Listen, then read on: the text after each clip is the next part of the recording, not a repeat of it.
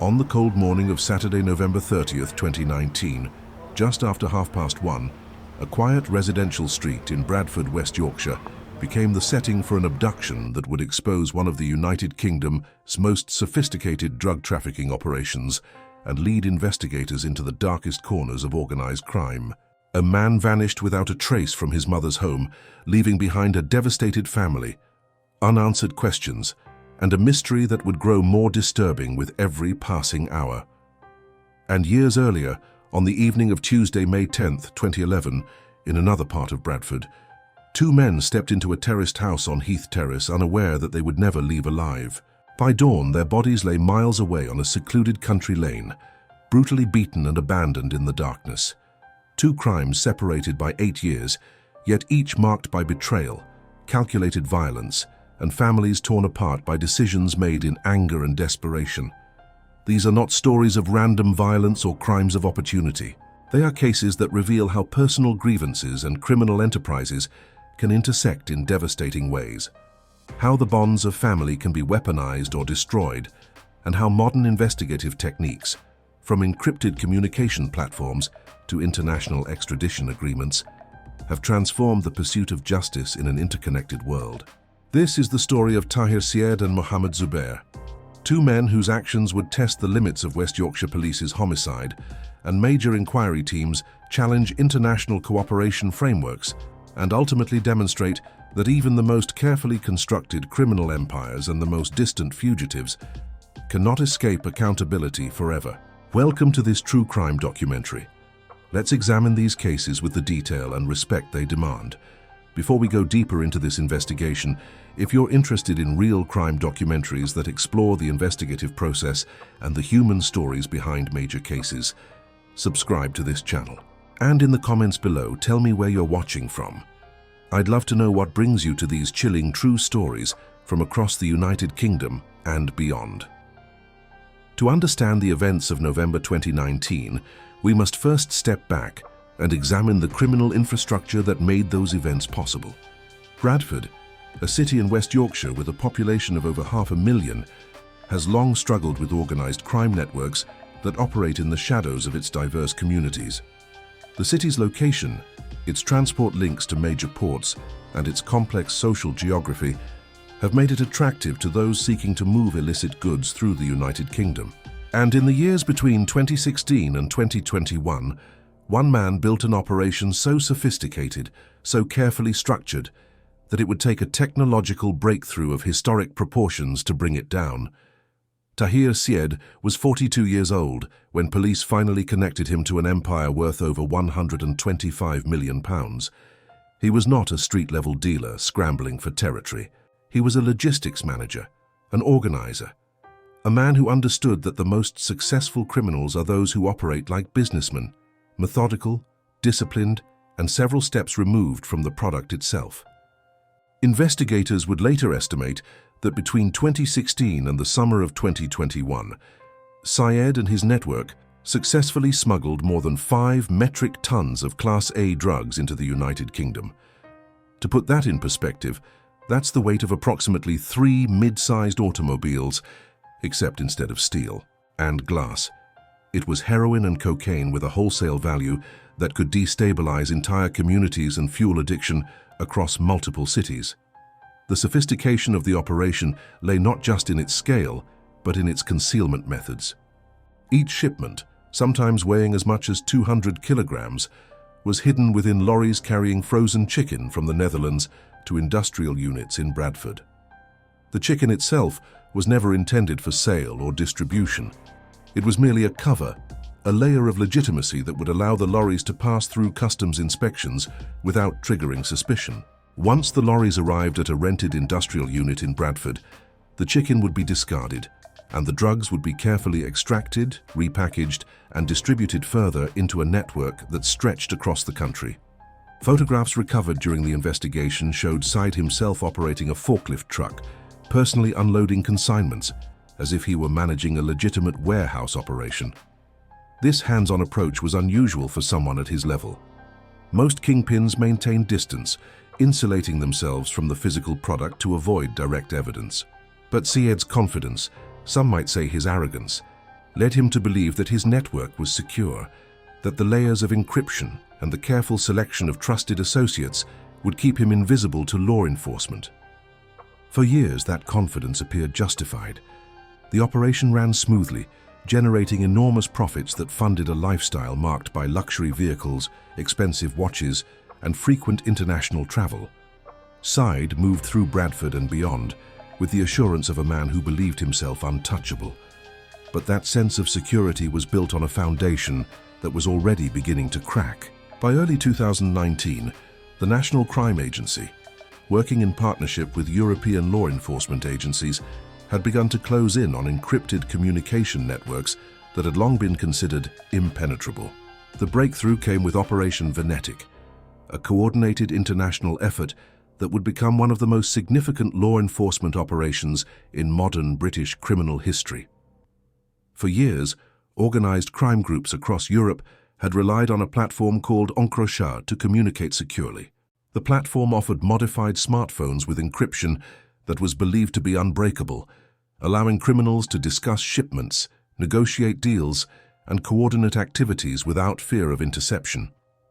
Thousands of users across the continent trusted Encrochat with their most sensitive communications, believing that their conversations were protected by technology that law enforcement could never access. That belief was shattered in the spring of 2020, when French and Dutch authorities working with Europol successfully infiltrated the network. Over the course of several months, investigators gained access to millions of messages, providing an unprecedented window into the operations of organized crime groups across Europe. For Tahir Sied, this technological breakthrough was catastrophic. Messages retrieved from Encrochat revealed not just his involvement in drug trafficking, but his central leadership role. The conversations painted a detailed picture of a man who directed shipments, negotiated sales with suppliers and distributors, and discussed financial arrangements involving millions of pounds. The language was often coded, using terms and phrases that required careful analysis to decipher, but the patterns were clear. Sied was at the top of a sophisticated supply chain, making decisions that affected the flow of drugs across international borders. The Encrochat material also exposed the identities of his trusted lieutenants, men who handled the physical logistics of the operation while Sied managed strategy and relationships. Two names appeared repeatedly in the intercepted messages: Yusuf Kara and Imran Khan Ashraf. These were not minor players. They were essential components of the operation, responsible for moving cash, coordinating deliveries, and maintaining the security of the network. By the summer of 2019, even before the full extent of the Encrochat breakthrough became public, surveillance teams from the National Crime Agency and West Yorkshire Police had already identified Sied and his associates as high-priority targets. Phone intercepts, financial analysis, and physical surveillance had begun to map the structure of the organization. Investigators knew that large shipments were arriving regularly, that significant amounts of cash were being moved and laundered, and that the operation was far larger than anything previously seen in Bradford. What they needed was evidence that would stand up in court, evidence that could connect the leadership directly to the drugs and the money. That opportunity came on September 17, 2019, when surveillance teams observed Yusuf Kara and Imran Khan Ashraf behaving in a manner that suggested they were moving something valuable and potentially incriminating. The two men were seen transferring unusually heavy bags between vehicles in Bradford, working quickly and with obvious caution. The decision was made to intervene. Officers moved to arrest both men simultaneously, hoping to prevent any communication that might alert others in the network. Imran Khan Ashraf was stopped first, intercepted while driving through Bolton, several miles from Bradford. When officers searched his vehicle, they discovered a vacuum-sealed bag hidden in the interior. Inside was nearly £130,000 in cash, bundled and ready for transport, along with 4 mobile phones that investigators believed were used for coordinating criminal activities. The amount of cash was staggering, but it was only the beginning. Later that same afternoon, Yusuf Kara was arrested at his home in Bradford. What detectives found there went far beyond what they had anticipated. Hidden within the property were 51 kilograms of heroin, meticulously packaged and ready for distribution. 51 kilograms represents an enormous street value, enough to supply thousands of individual users and generate profits in the millions. But the real intelligence breakthrough came from Kara's mobile phone. Stored on the device were photographs that would become central to the prosecution's case against Tahir Sied. Among the images were invoices related to overseas drug consignments, photographs of large quantities of cash being counted and bundled, and most damning of all, pictures of Sied himself operating a forklift truck in what appeared to be a warehouse setting, clearly involved in the physical handling of shipments. These were not distant managerial records. This was direct evidence of Sied's hands-on involvement in the logistics of trafficking on an industrial scale. The moment those arrests occurred, Sied knew his empire was in danger. Intelligence suggests that within hours of Kara's detention, Sied was informed of the situation. His response was immediate and calculated. He began liquidating assets, converting tangible property into portable wealth that could be moved quickly across borders. His luxury Mercedes GLE and Nissan GTR, vehicles worth tens of thousands of pounds, were traded for 2 high-end watches, compact symbols of wealth that could be easily concealed and transported. On September 19, 2019, just 2 days after the arrests of his lieutenants, Tahir Sied left the United Kingdom. It was a strategic retreat, a recognition that the walls were closing in, and that his best chance of avoiding arrest lay in putting distance between himself and British law enforcement. He traveled to Europe, moving through a network of contacts and safe houses that had been established over years of criminal activity. For 2 months he remained abroad, watching from a distance as police continued to dismantle his network and gather evidence. But by late November, something had changed. Something had happened that was important enough, personal enough, to bring Sied back into the country despite the risk. That something was a family crisis involving money, trust, and a man who would pay the ultimate price for becoming entangled in Sied's world. Asghar Badshaw was 39 years old, a bus driver from Bradford, who lived a modest, unremarkable life. He worked regular shifts, earned a steady income, and was known among friends and family for his warmth, his generosity, and his willingness to help others. He was not a career criminal. He had no history of involvement in organized crime, but he had one connection that would prove fatal. He was Tahir Sied's uncle. Exactly how Badshaw became involved in safeguarding money for his nephew remains unclear. Family relationships in close-knit communities often involve informal arrangements, requests for help that are framed as temporary or trivial. It is possible that Badshaw believed he was simply doing a favor, holding on to cash for a relative, without fully understanding the source or the scale of what he was being asked to protect.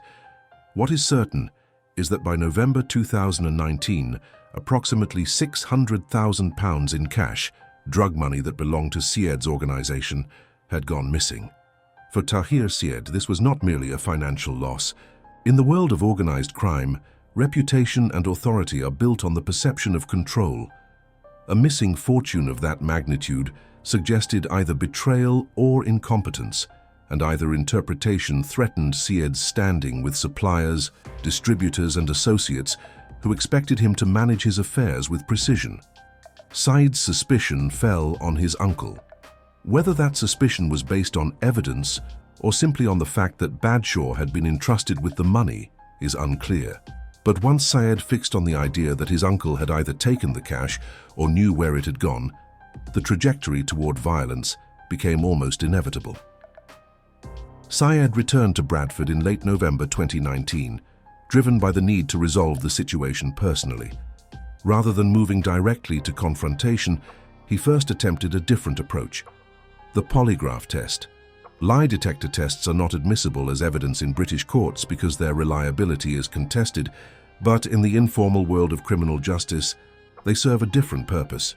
They are tools of intimidation, mechanisms for extracting confessions through psychological pressure. In November, Sied arranged for Badshaw to undergo polygraph examinations on 2 separate occasions. The first test took place at a hotel in Bradford. The second was conducted at a hotel in Liverpool. The results, according to those who administered them, suggested deception. To Sied, this was confirmation of betrayal. To anyone examining the situation objectively, It was deeply troubling that a man with no legal training and no investigative authority was using pseudoscientific methods to reach conclusions about guilt in a matter involving hundreds of thousands of pounds and potentially his uncle's life. The polygraph sessions marked a turning point. They transformed suspicion into certainty in Sied's mind and shifted his focus from recovery of the money to punishment for what he perceived as treachery. What Bradshaw knew or didn't know, what he had done or hadn't done, became irrelevant.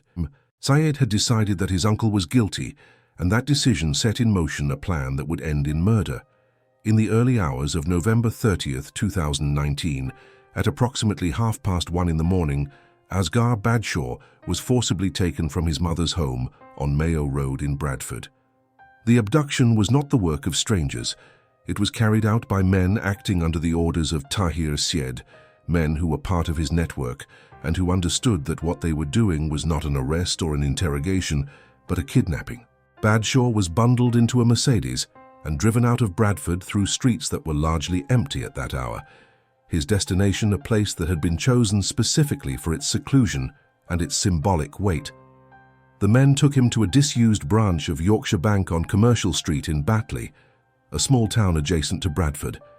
The building had been closed since 2016, its windows sealed, its doors locked, its interior abandoned to dust and silence. From the outside, it appeared as nothing more than another piece of urban decay, a relic of a banking era that had moved online and left behind physical branches in smaller towns. But inside, in the basement vault that had once held cash and valuables, Tahir Sied had prepared the setting for what he believed would finally extract the truth from his uncle. For more than 11 hours, Asghar Bradshaw was subjected to a brutal interrogation. The assault was methodical and sustained. A post-mortem examination conducted after his body was discovered would reveal at least 48 separate injuries distributed across his head, torso, arms, and legs. These were not the result of a momentary loss of control or a brief altercation. They were inflicted over hours with blunt instruments that included hammers or similar objects capable of delivering tremendous force. The medical evidence suggested that Bradshaw had been struck repeatedly, even after he lost consciousness, even after it would have been clear to anyone present that he was no longer capable of providing answers.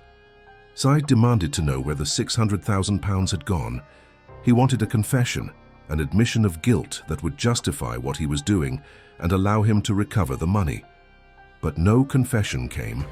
Whether Bradshaw genuinely did not know where the money was, whether he had never taken it in the first place, or whether he simply could not provide an answer that would satisfy his nephew, we will never know with certainty. What we do know is that by the morning of November 30th, the interrogation had turned fatal.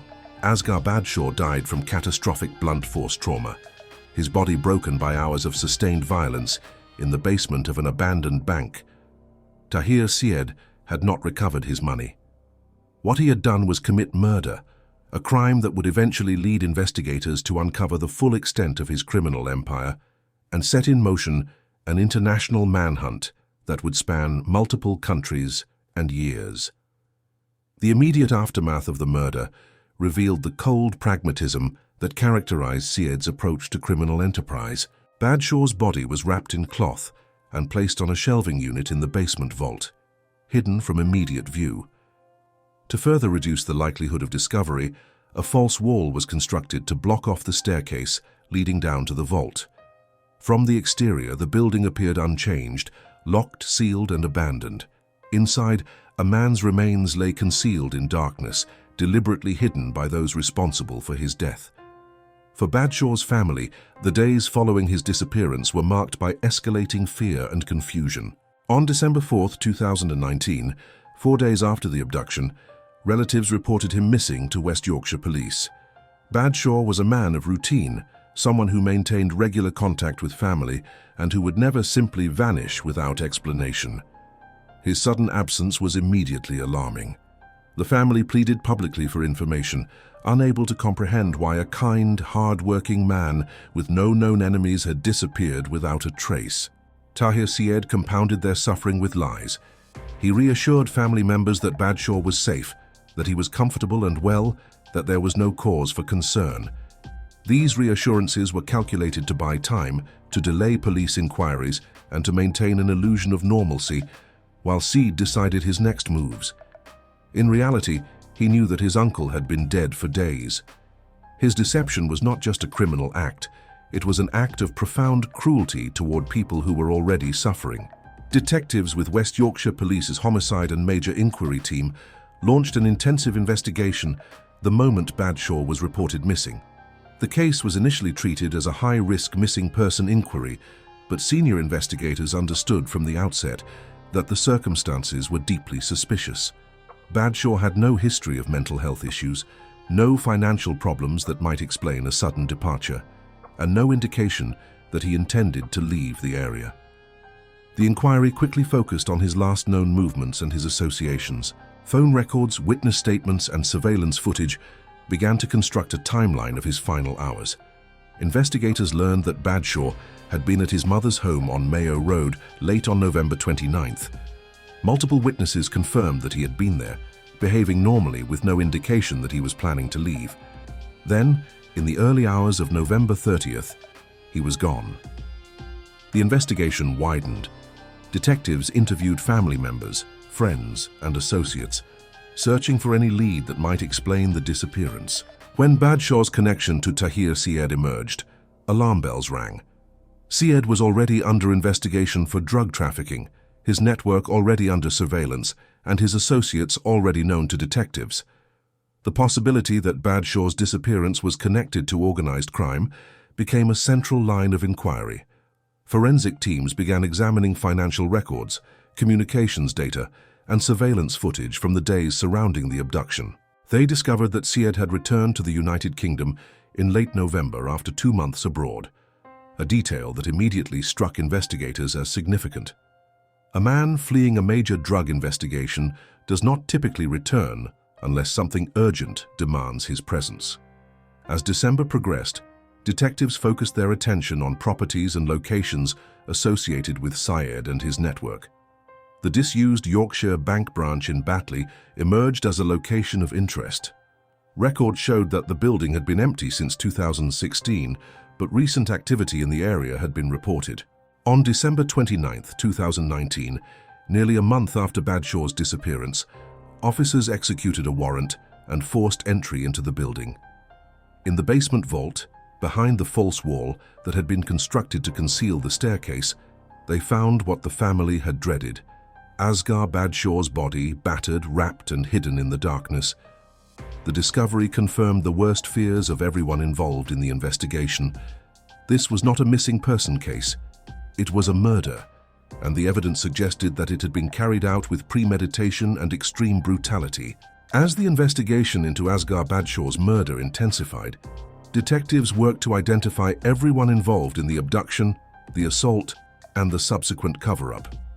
Tahir Sied was the obvious focal point, but the operation had required assistance from others, individuals who played roles in carrying out the plan or supporting it logistically. Phone records, Encrochat messages, and surveillance footage allowed investigators to construct a network of accomplices. One of the central figures was Tahir Sied, a 40-year-old man from Bradford who was closely connected to Sied through both family and criminal associations. Analysis of phone records and communications data placed Shah in direct contact with Sied during the critical days surrounding the abduction. Detectives concluded that Shah was one of the men who physically took Bradshaw from his mother's home in the early hours of November 30th. Further evidence suggested that Shah had been present during at least part of the interrogation that followed, making him complicit not only in the kidnapping, but in the violence that led to Bradshaw's death. He was charged with manslaughter and conspiracy to kidnap, reflecting the prosecution's view that while he may not have struck the fatal blows, his participation in the events made him criminally responsible for the outcome. Alongside Shah, 2 other individuals were identified as participants in the conspiracy. Liam Buckley, a 38-year-old from Berkshire, and Sabah Sharabi, a 39-year-old from Surrey, were both geographically distant from Bradford, yet communications data revealed their connections to Sied's network. Encrypted messages exchanged before and after the abduction indicated that both men had advanced knowledge of the plan to seize Bradshaw and were aware of Sied's determination to recover the missing £600,000. Their involvement was not in the physical violence, but in the agreement and facilitation that made the kidnapping possible. In the language of British criminal law, this constituted conspiracy, and both men were charged accordingly. Another individual traced through call records and financial evidence was Wajid Hussein, whose role appeared smaller but still significant. Investigators determined that Hussein had been part of the conspiracy to kidnap, his presence in communications around the time of the abduction placing him within the circle of trust that Sied had relied upon to execute the plan. Though his actions did not rise to the level of direct participation in the assault, his knowledge and involvement were sufficient to warrant criminal charges. Finally, attention turned to Tahir Sied's wife, Tahir Sied. Financial analysis revealed that she had handled criminal property linked to the drug trafficking operation, managing funds and assets in ways that supported the network's activities and helped to conceal the proceeds of crime. While she had not been involved in the abduction or murder of Asghar Bradshaw, her role in managing the financial infrastructure of the organization made her complicit in the broader criminal enterprise. She was charged with conspiracy to possess criminal property, a charge that recognized her participation in the laundering and concealment of illicit funds. By mid-2020, West Yorkshire police had gathered sufficient evidence to charge all of these individuals. Arrests were carried out in Bradford, Berkshire and Surrey, bringing the full scope of the conspiracy into the open. But the central figure, Tahir Sied himself, remained out of reach. 2 days after the murder, on December 2, 2019, he had once again fled the United Kingdom, this time with no intention of returning voluntarily. Tahir Sied's flight from the United Kingdom in December 2019 marked the beginning of a pursuit that would span multiple countries and test the limits of international law enforcement cooperation. His route through Europe was deliberately fragmented, designed to obscure his trail and make tracking difficult. Records later obtained through cooperation with European authorities showed that he traveled through the Netherlands, Albania, and Kosovo before eventually settling in Turkey. At some point during this journey, Sied acquired a forged North Macedonian passport, a false identity that allowed him to cross borders, rent accommodation, and move through countries without immediately triggering alerts in law enforcement databases. The use of fraudulent documentation is a common tactic among fugitives with resources, but it is rarely foolproof. Every border crossing, every financial transaction, every communication leaves digital traces that skilled investigators can eventually follow. Despite being on the run and facing serious criminal charges in the United Kingdom, Sied continued to manage his drug trafficking operation from abroad. Encrypted communications intercepted as part of Operation Venetic showed that, even while he was a fugitive, he was still directing shipments, negotiating with suppliers, and coordinating deliveries. This was not the behavior of a man in hiding, desperately trying to survive. It was the behavior of a criminal who believed that his network was resilient enough to continue functioning and that he could maintain control even from a distance. In July 2020, Dutch authorities, acting on intelligence shared through Europol, intercepted one of those shipments. A lorry crossing into the Netherlands from another European country was stopped and searched. Hidden among legitimate cargo was 155 kilograms of cocaine, a quantity with a wholesale value in the millions of pounds. Communications data linked the shipment directly to Sied's network, demonstrating that his operation had not been fully dismantled by the arrests in September 2019, and that he retained the capacity to organize large-scale trafficking even while evading capture. Back in the United Kingdom, detectives from West Yorkshire Police and the National Crime Agency worked closely with Interpol and international partners to track Sied's movements. The investigation became a global effort involving law enforcement agencies in multiple European countries, intelligence sharing across borders, and diplomatic negotiations aimed at securing his arrest and eventual extradition. Turkey, where Sied had eventually established himself, does not have a formal extradition treaty with the United Kingdom, but there exist legal mechanisms through which individuals can be returned to face charges if sufficient diplomatic and legal groundwork is completed. British prosecutors and Foreign Office officials worked with their Turkish counterparts to build a case for Sied's detention and return. On November 11, 2021, Turkish authorities, acting on intelligence provided by British and European investigators, detained Tahir Sied. He was taken into custody in Turkey and held pending the completion of extradition proceedings, but Sied was not prepared to surrender easily.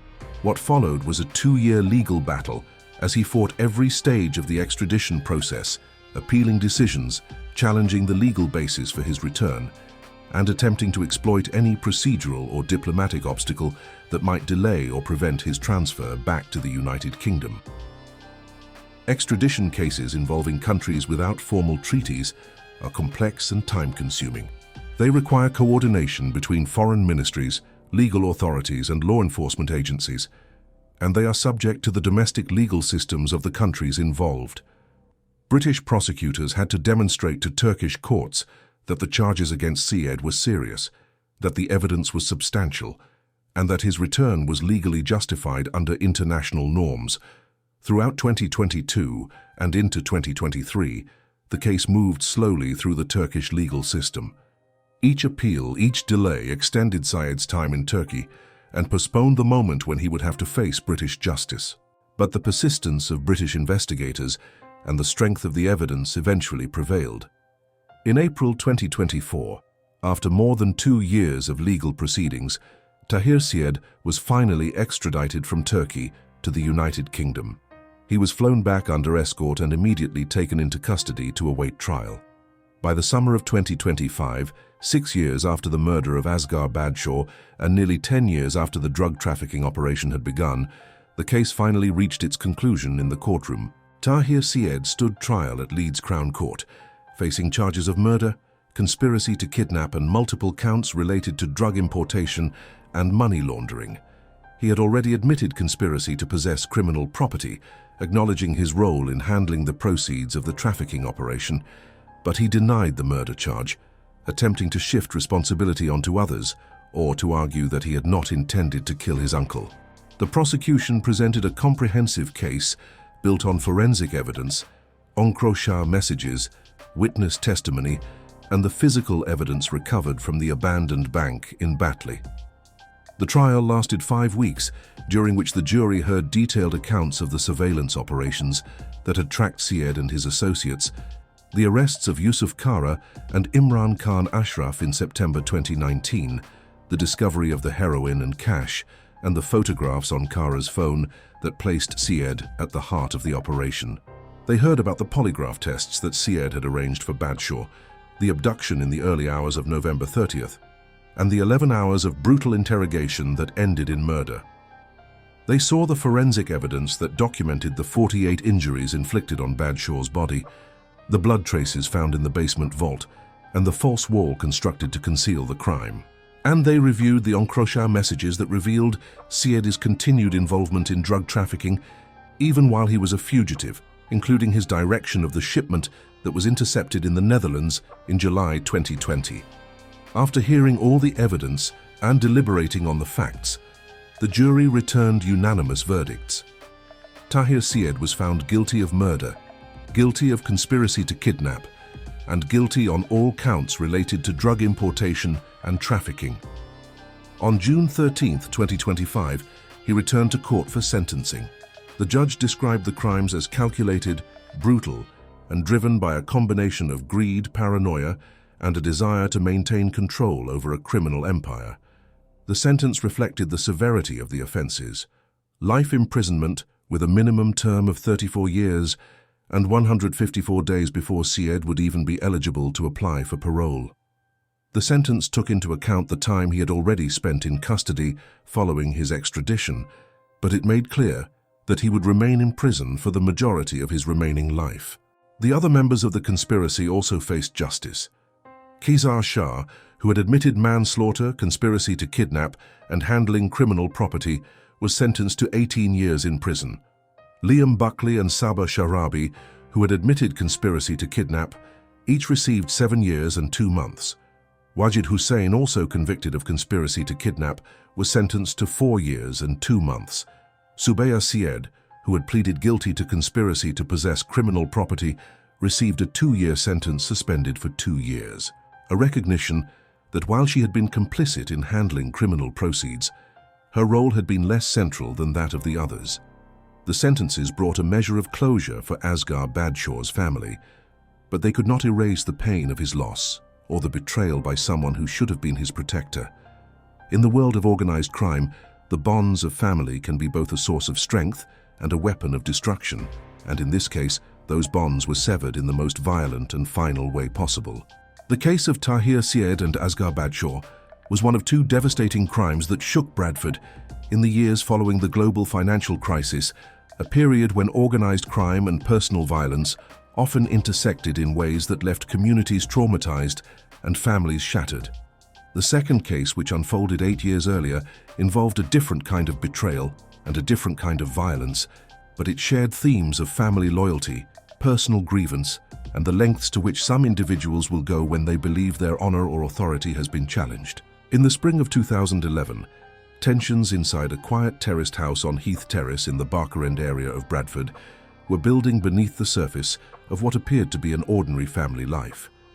Muhammad Zubair was a local taxi driver, a man who earned his living transporting passengers around the city, known to neighbors and colleagues as someone who kept largely to himself.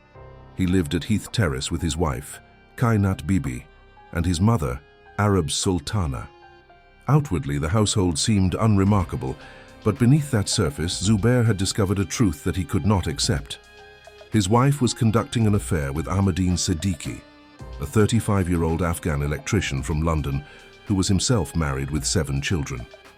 How Zubair discovered the affair is not entirely clear from the available evidence, but by early May 2011 he knew, and that knowledge had transformed his thoughts toward violence. The dynamics of honor-based violence are complex and rooted in cultural and social structures that place immense weight on concepts of family reputation, male authority, and female conduct. In communities where these values are deeply held, the discovery of an affair can be perceived not just as a personal betrayal, but as a public humiliation that threatens the entire family's standing. Zubair's response to his wife's affair was not to seek separation, counseling, or reconciliation. It was to plan violence against the man he held responsible. On the evening of May 10, 2011, Ahmadine Siddiq traveled from London to Bradford, accompanied by his friend Imran Khan, a 27-year-old laborer who lived in the city. The reason for Siddiqui's visit remains unclear. It is possible that he came to see Kainat Bibi, perhaps unaware of the danger he was walking into, or perhaps believing that the situation could be resolved through conversation. What is certain is that the 2 men arrived at Zubair's home on Heath Terrace that evening, and that out of respect for the customs of the household, they removed their shoes before entering the living room. Neither man could have imagined what awaited them inside. The moment Ahmadine Siddiqui and Imran Khan crossed the threshold into the living room, the atmosphere shifted from cautious greeting to sudden, overwhelming violence. Muhammad Zubair was waiting, not with words or explanations, but with weapons. He had armed himself with either a hammer or a dumbbell bar. Accounts differ slightly in the available records, but what is not in dispute is that the object he wielded was capable of delivering lethal blunt force trauma. What followed was described in court as a ferocious and brutal assault, an attack so sustained and so vicious that it left both men fatally injured within minutes. Ahmadine Siddiqui was struck at least 6 times to the head. Some of those blows were delivered even after he had lost consciousness, even after he had collapsed onto the sofa where he had been sitting moments before. The force of the strikes was so severe that fragments of bone were driven into his brain, causing catastrophic injuries that would have been immediately fatal, or left him dying within minutes. His friend Imran Khan, who may have tried to intervene or who may simply have been in the wrong place at the wrong time, suffered at least 13 separate blows. The post-mortem examination revealed that he had attempted to defend himself, raising his arms to ward off the strikes, but the attack was too sudden and too overwhelming. Both men died in that living room, on the sofa where they had sat, in a house where they had expected to find conversation or confrontation, but not death. The sheer violence of the attack left no doubt about its intent. This was not a moment of anger that got out of control. This was a sustained assault that continued long after either victim could have posed any threat, an act driven by rage, by a desire for revenge, and perhaps by a belief that the killing was justified as a response to the dishonor Zubair believed he had suffered. Once the violence ended, Zubair turned his attention to concealing the evidence. He attempted to clean the scene, wiping blood from the ceiling, walls, and furniture. But the quantity of blood and the spatter patterns were too extensive to be fully erased. No amount of cleaning could remove the forensic traces that would later tie the crime to that exact location. Zubair then set about disposing of the bodies. With a cold practicality that suggested premeditation, or at least a rapid shift into survival mode, he loaded both corpses into his Volkswagen Transporter taxi, the same vehicle he used daily to transport passengers around Bradford. That night, he drove out of the city toward the village of Tong, a rural area just outside Bradford's urban sprawl. He chose New Lane, a secluded stretch of road bordered by fields and hedgerows, a place where he believed the bodies might lie undiscovered, long enough for any forensic evidence to degrade or for suspicion to shift elsewhere. In the darkness, Mohammed Zubair dumped the bodies of Ahmadine Siddiqui and Imran Khan by the roadside and drove back into Bradford. It was a temporary concealment at best, and one that would unravel within hours. In the early morning hours of May 11, 2011, passing motorists on New Lane made a grim discovery. Two bodies lay at the roadside, battered and lifeless, their presence on that quiet country lane immediately out of place and deeply disturbing. Emergency services were called, and within minutes, the scene was secured by West Yorkshire police. Initial examinations conducted by officers at the scene revealed the extent of the violence. Both men had suffered catastrophic head injuries, the kind that could only have been inflicted with significant force and sustained attack. The positioning of the bodies and the absence of any vehicles nearby immediately suggested that they had been transported to the location and dumped, making this a case not of roadside violence, but of murder and concealment. Detectives from West Yorkshire Police's Homicide and Major Inquiry Team were deployed to the scene, and two parallel investigations began, identifying the victims and reconstructing their final movements. The identities of the two men were established relatively quickly through fingerprints and missing person reports. Ahmadine Siddiqui was identified first, his family in London having reported him missing when he failed to return home the previous evening. Imran Khan was identified shortly afterward. With the victims named, detectives began the painstaking work of tracing their last known activities. Phone records showed that both men had been in Bradford on the evening of May 10th. Witness statements confirmed that they had travelled together and that their destination appeared to be a residence on Heath Terrace in Barkerend. That address belonged to Mohammed Zubair. When detectives contacted Zubair's family to request an interview, the responses they received immediately raised suspicions. Kainat Bibi, Zubair's wife, told officers that her husband was on pilgrimage in Morocco, a claim that seemed plausible on the surface but which began to unravel under closer scrutiny. Airline records and passport checks revealed a different story. There was no record of Mohammed Zubair traveling to Morocco in the days before or after the murders. Instead, investigators discovered that Zubair's mother, Arab Sultana, had purchased an airline ticket to Pakistan in her son's name on May 11th, the day after the killings. The ticket had been used, and Zubair had indeed left the country, but his destination was not Morocco. He had fled to Pakistan, a country with which the United Kingdom has no formal extradition treaty, a place where he believed he could evade British justice indefinitely. The contradiction between Kainat Bibi's statement and the airline records marked the first clear evidence of a cover-up, and it focused the investigation squarely on the Zubair household. A search warrant was obtained, and forensic teams entered the property on Heath Terrace. What they found confirmed the detectives' worst suspicions. The living room bore the unmistakable signs of a violent assault that had been hastily cleaned. Blood had been wiped from the walls, ceiling, and furniture, but forensic testing using luminol and other chemical reagents revealed extensive traces invisible to the naked eye. DNA testing confirmed that the blood belonged to both victims, Ahmadine Siddiqui and Imran Khan. The spatter patterns analyzed by forensic experts indicated that the attack had occurred exactly where detectives suspected, in the living room, with both men seated or standing near the sofa when the first blows were struck. The violence had been so intense that blood had been propelled upward onto the ceiling and outward onto walls several feet away, a pattern consistent with repeated blunt force trauma delivered with significant force. Attention next turned to Mohammed Zubair's Volkswagen Transporter taxi, the vehicle in which he had transported passengers for a living and which investigators believed had been used to move the bodies from Heath Terrace to New Lane.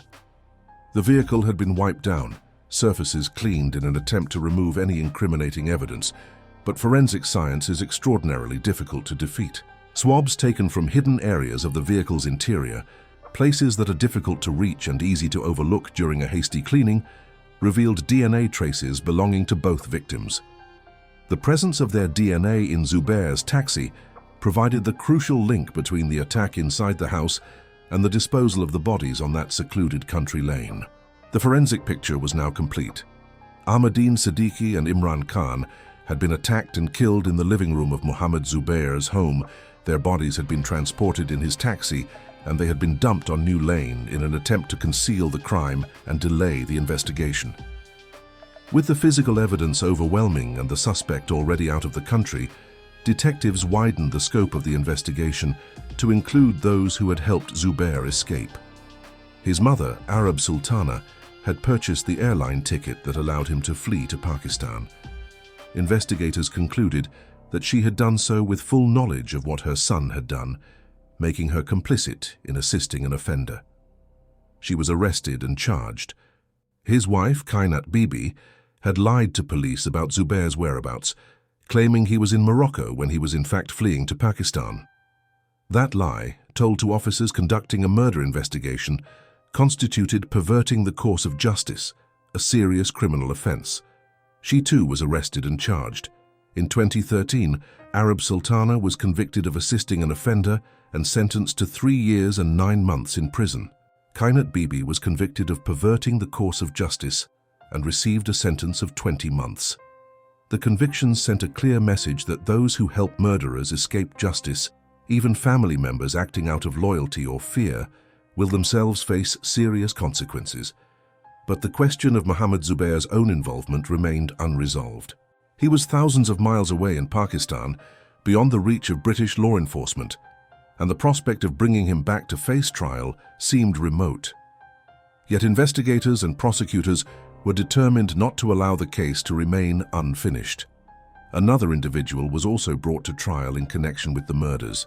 Tahir Sied, a fellow taxi driver and close associate of Mohammed Zubair, was accused of taking part in the attack at Heath Terrace.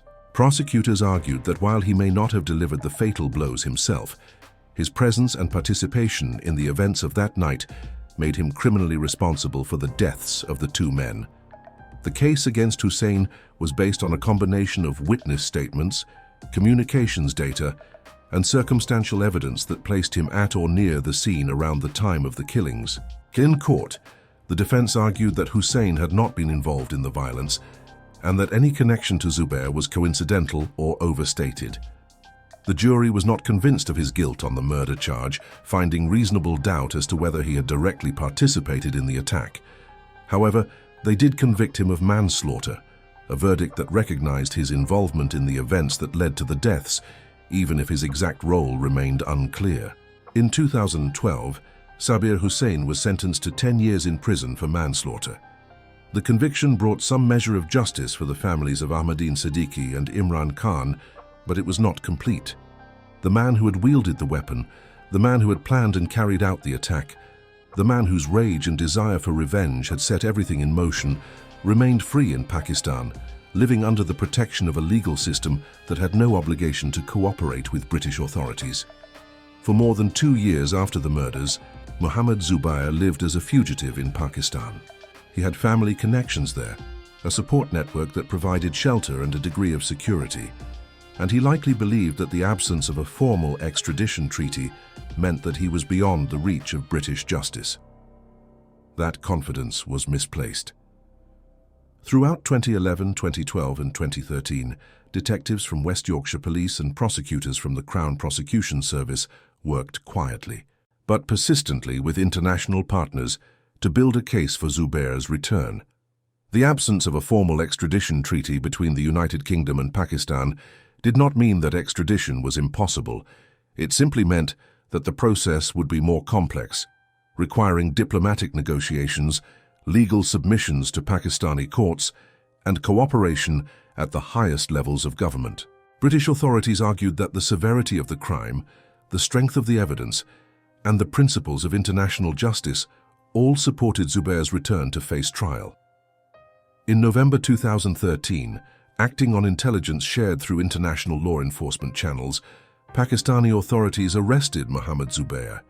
The arrest was a significant breakthrough, but it was only the beginning of a long and difficult legal process. Zubair immediately launched a series of legal challenges to resist extradition. His appeals moved through the Pakistani legal system, reaching at one stage the country's Supreme Court.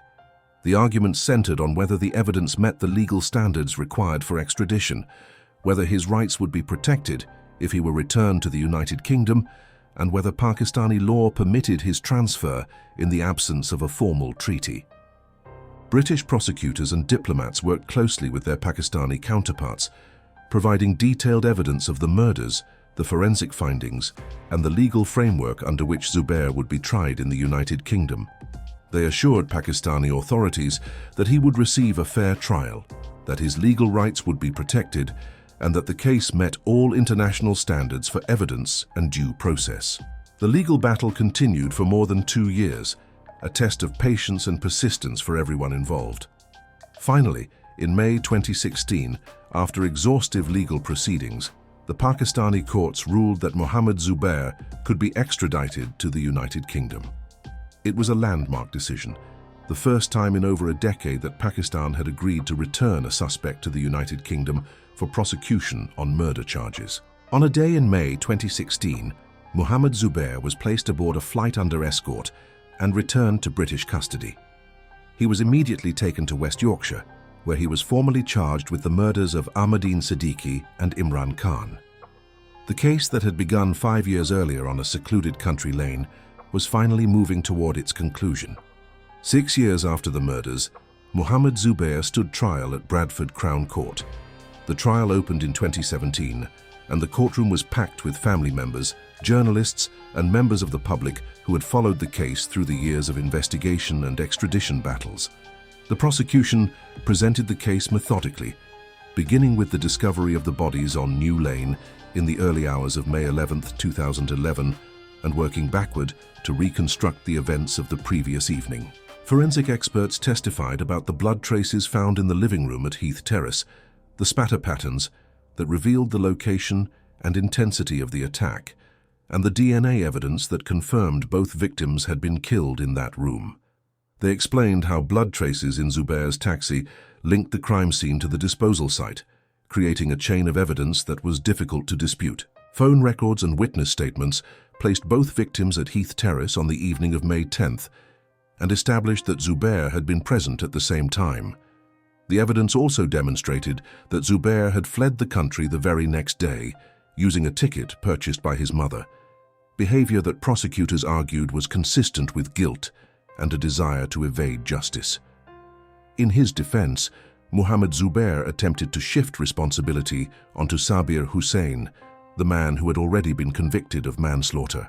Zubair claimed that Hussain had been solely responsible for the killings and that he, Zubair, had not participated in the violence. The defense argued that the evidence was circumstantial, that the forensic findings could be interpreted in different ways, and that the prosecution had not proven beyond reasonable doubt that Zubair had wielded the weapon. The jury did not accept this version of events. After weeks of testimony and careful deliberation, they returned unanimous verdicts of guilty on both counts of murder. The evidence taken as a whole painted a clear picture. Mohammed Zubair had attacked Ahmadine Siddiqui and Imran Khan in the living room of his home, killing both men in a sustained and brutal assault driven by rage over his wife's affair. He had then attempted to conceal the crime by cleaning the scene, transporting the bodies and fleeing the country with the help of his family. When Zubair returned to court for sentencing, the judge described the crimes as deliberate, merciless, and driven by a desire for revenge that had escalated into lethal violence. The judge noted the premeditated nature of the attack, the extreme force used, and the callousness displayed in dumping the bodies and fleeing to Pakistan. The sentence handed down was one of the most severe in Bradford Crown Court's recent history. Life imprisonment, with a minimum term of 32 years before Zubair would be eligible to apply for parole. It was a sentence that reflected not only the brutality of the murders, but also the aggravating factors of concealment, flight, and the years-long effort to evade justice. The cases of Tahir Sied and Mohammed Zubair, separated by 8 years and driven by different motives, share common threads that illuminate the darker aspects of human behavior and the challenges faced by modern law enforcement. Both cases involved betrayal within close relationships, Sied's murder of his uncle over missing money, Zubair's killing of his wife's lover and an innocent friend. Both involved calculated efforts to conceal crimes and evade justice, whether through false walls and lies to family or through international flight and forged documents. And both required extraordinary persistence from West Yorkshire police, whose detectives refused to let the passage of time, the complexity of the evidence or the barriers of international law prevent them from bringing the perpetrators to justice. The Sied case demonstrated the power of modern investigative tools, particularly the role of encrypted communication platforms and the breakthrough represented by Operation Venetic. The infiltration of Encrochat provided law enforcement with an unprecedented window into the operations of organized crime groups across Europe, leading to thousands of arrests and the disruption of networks that had operated with impunity for years. For Tahir Sied, the Encrochat material was catastrophic, exposing not only his involvement in drug trafficking, but his leadership role and his direct participation in the logistics of moving 5 tons of heroin and cocaine into the United Kingdom. The case also highlighted the international dimension of modern crime and the necessity of cooperation across borders. Sied's flight through Europe and eventual refuge in Turkey required coordination between British, Dutch, Turkish, and other European law enforcement agencies. The extradition process, which took more than 2 years, underscored the legal and diplomatic complexities involved in returning fugitives from countries without formal treaties.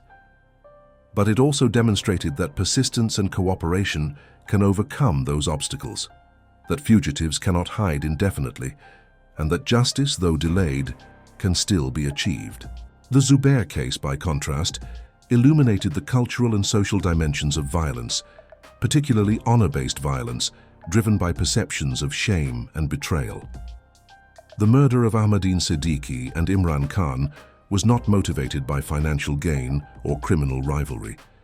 It was an act of revenge rooted in Zubair's belief that his honor had been violated and that violence was an acceptable, even necessary response. Understanding these cultural dynamics does not excuse the crime, but it provides context for how such violence can erupt within communities where traditional values around family, gender, and reputation are deeply held. The case also demonstrated the challenges of securing justice when perpetrators flee to countries with different legal systems and no automatic extradition arrangements.